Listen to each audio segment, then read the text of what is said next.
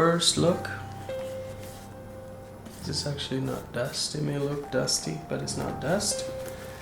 The case is not bad at all. It's in pretty good shape. It just needs to be probably just cleaned up a bit. Okay, here's the camera, guys. I see the leatherette is coming off in this spot here. I'm not sure if this is supposed to just pop out like that. I'll see. I haven't used this camera before, so I'm not sure about that. The lens is in decent shape.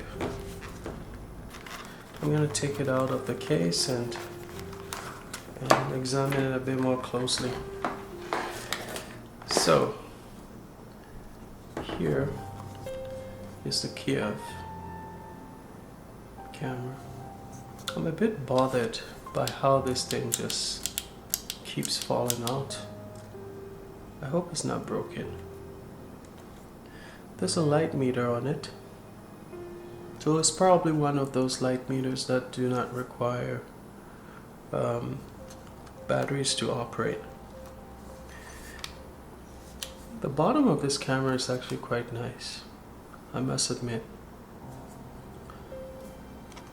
I'm not sure what this button is for, but I'll figure it out. Now, before I continue any further, I'm just going to disinfect this, and I'll get back to exploring after that.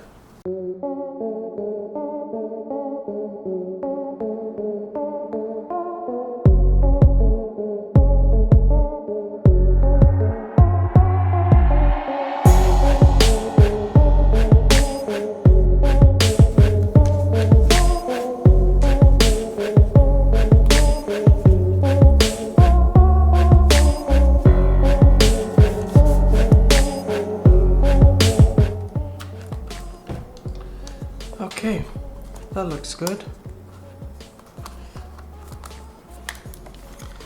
Okay, still trying to figure out how to open the back of this camera. I mean, this camera, right from the onset, you can just tell how complicated it just looks. But I'm pretty sure it's not as complicated as it may appear. I think I missed a spot. Just around the lens here. This light meter, the opening of the light meter sensor, so push and then it opens, and you also have to push that direction and depress it for it to stay down. So push that way, see the little, it gives a little bit, and then you push down and then it just falls right in place. And that's how you keep it down. There is the aperture ring is right up here, and you can see that this actually goes down from F22 to F2 right there. There is the indicator, that's the arrow right there. You can adjust it by just spinning this ring. It has a nice feel to it. Really has a nice clicky feel. I like that. I like the clickiness of that. That's not very common. Usually it's quite smooth, but I like the way it's clicky because there are situations when you may need that. If you're moving from one aperture setting to the next, you sort of want to feel that click to know how many stops you're changing your aperture by. Oftentimes it's kind of smooth and you can't really tell, but this is good. It's very nice.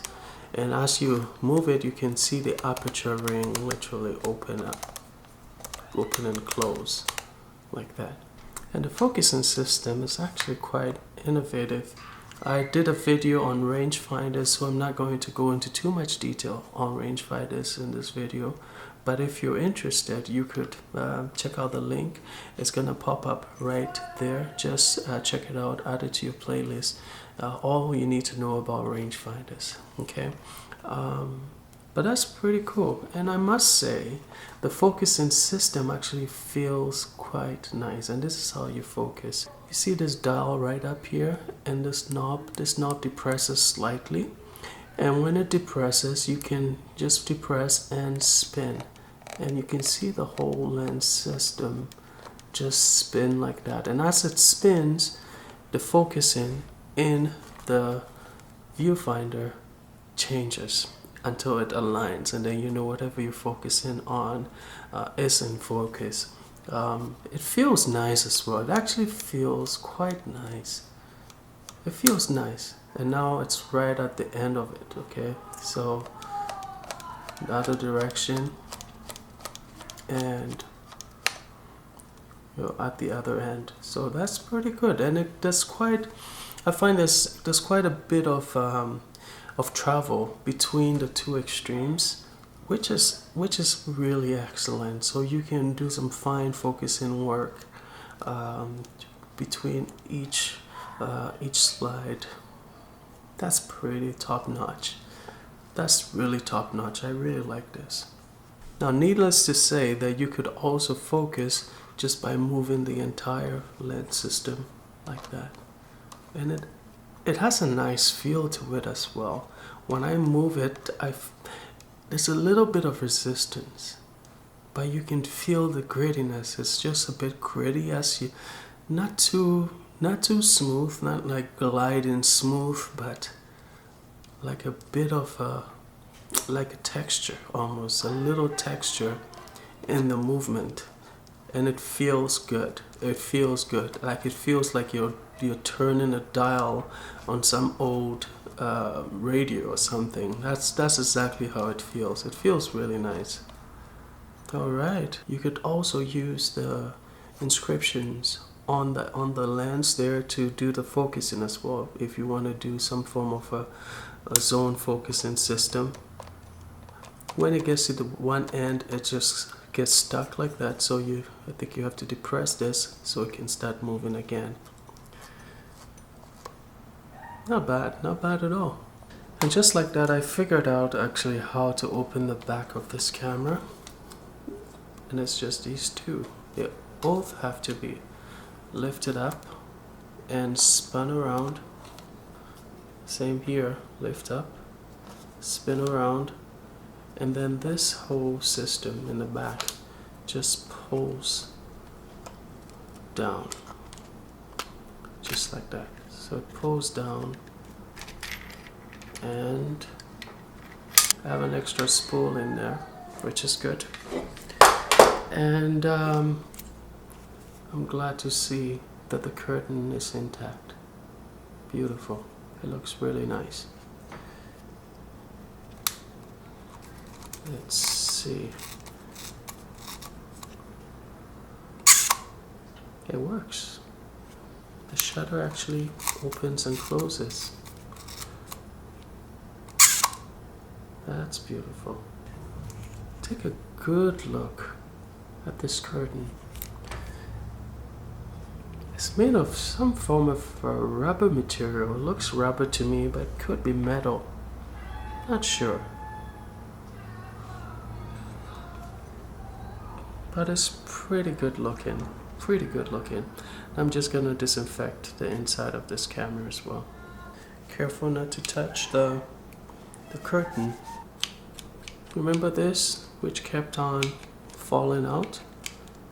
It is for rewinding the film, so I think that should work nicely. And I guess it's supposed to move freely, which is fine. As long as it's not broken and it's actually connected and moves, I'm okay with that. A couple more dials on this that I'm not sure what the function is. One would be this one here. Hey guys, so I have been playing with this lovely camera, and I must say that I'm really enjoying it. I did download the manual, and I'm gonna put a link to this manual in the description of this video, so if you have this camera you can certainly check it out. The manual was very helpful in explaining to me the features of this camera, and just like I thought, you know, it's actually quite simple to operate this camera. You just have to not get overwhelmed by a camera like this from first sight. Now, these cameras are not built for like ergonomics. I mean, it's hard to hold on to anything on this camera. Just think of a camera like this as built for utility. It's just really solid. It's durable. You can throw this camera around. It operates without a battery, and it's actually very, very, very nice. I'm really enjoying this camera. I haven't shot with it yet, but I am enjoying playing with it and learning more about its features and its little eccentricities. I'm gonna take you guys through some of the really cool features that it has. So a look at the top of this, you see over here, there's actually a lot going on here than I realized when I first unboxed this. In the inner circle right there, I mean this here is just for the film rewind, so just ignore this knob here. Just focus on the inner circle right there, and on the inner circle there's actually two divisions. There's actually two different kinds of markings on it. One half of it is the marking for the ASA and the ISO, as you can see right there, and the other half of it is the markings for aperture, and I will explain why it's set up like that. Now the outer ring is actually the markings. You see the markings and inscriptions on that are actually for the shutter speed.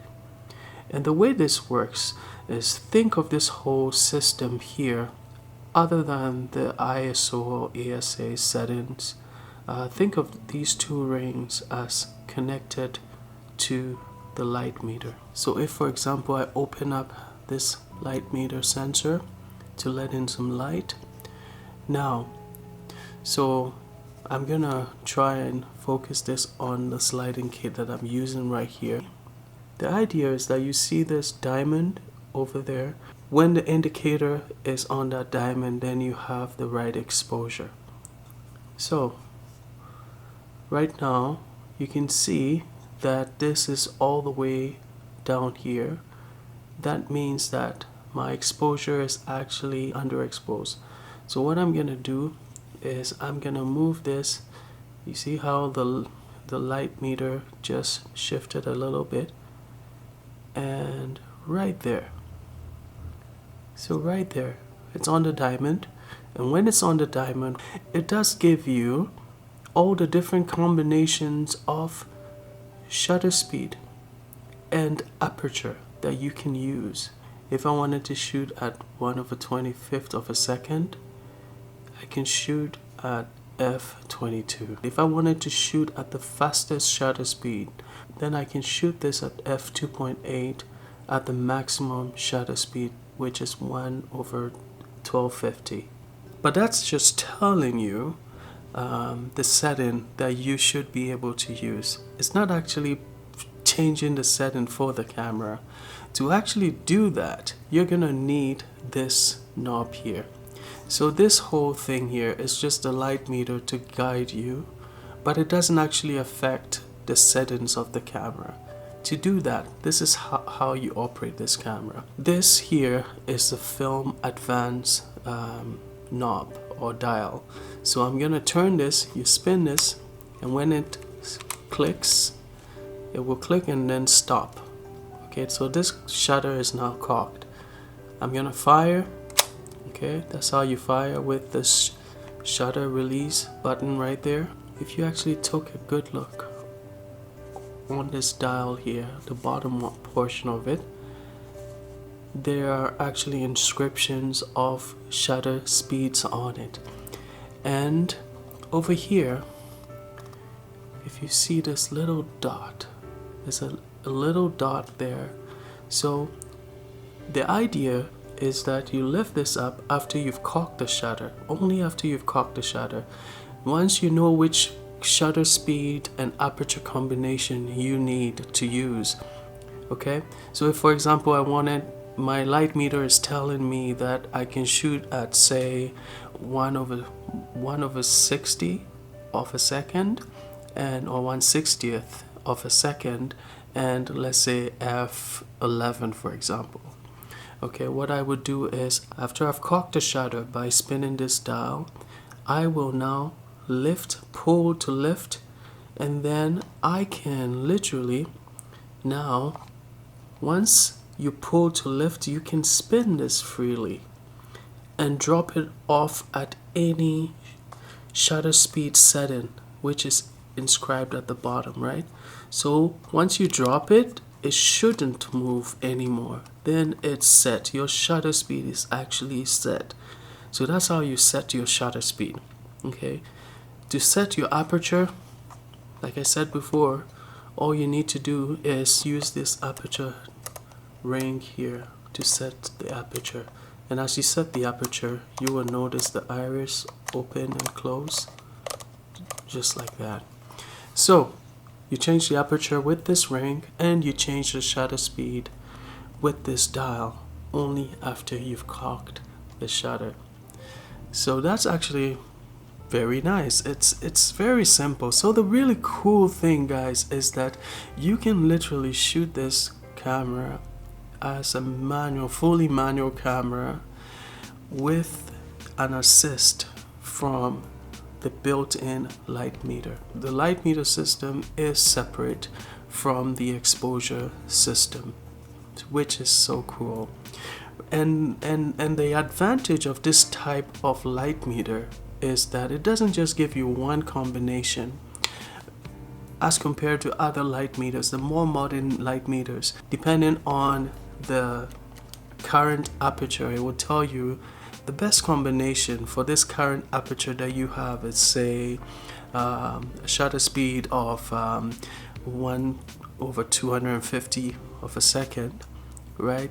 It will just give you that one based on the aperture that you have set. But the advantage of a camera like this is that it doesn't give you just one, it gives you a whole bunch of combinations of aperture and shutter speed settings.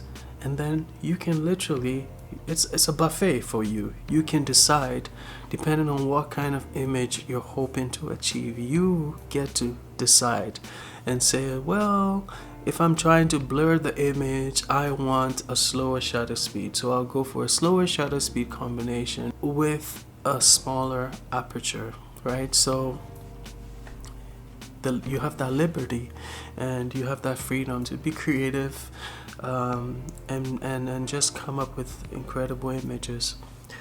I'm actually quite impressed with this camera. I wasn't expecting this level of sophistication, but I guess I'm not surprised either, because I mean, take a look at this camera. It just seems so busy that I guess I shouldn't be surprised that this camera is able to do this. And so a camera like this, I think it's like a professional grade camera. This is really a professional grade camera, at least the features that it gives you. I'm not sure about the performance of it because I haven't yet tested it. So just from the onset, I can tell that the features that it gives you just gives you so much for a camera like this. Oh, and there's one more thing that I need to mention.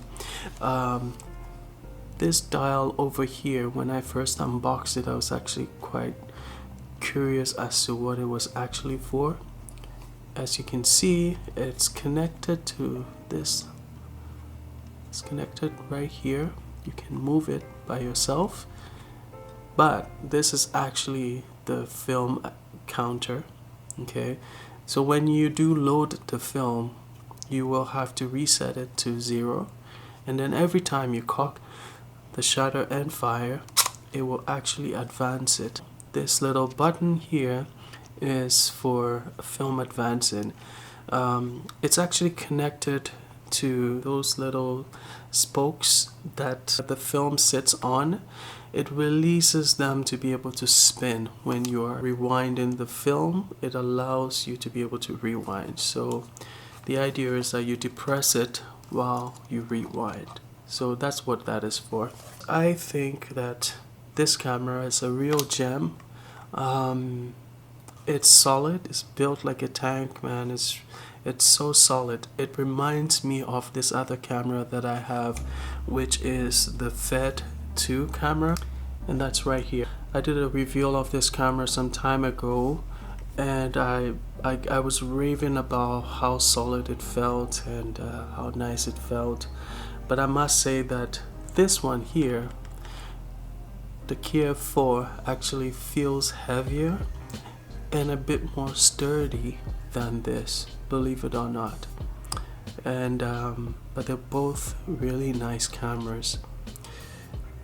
When I started film photography, I was more into Japanese cameras, and I bought quite a few of those Japanese cameras. I guess now I'm into another phase where I'm becoming quite intrigued by these old Soviet cameras. I think they're fascinating. I'm yet to test them to see the quality of them, but I think it's gonna be fun. I think I'm really going to enjoy shooting with these because they do give you quite a bit of levity and freedom to make compositions and to be creative. So anyways, I hope you guys enjoyed this episode of the vlog. If you did enjoy this, why don't you leave this video a like? And I really appreciate you guys for supporting this channel. Thank you so much for your continued support. If you have not subscribed to this channel, by all means, please subscribe. There's a ton of new videos coming up, new projects that I'm working on. As always, guys, I hope you have a wonderful day and stay safe.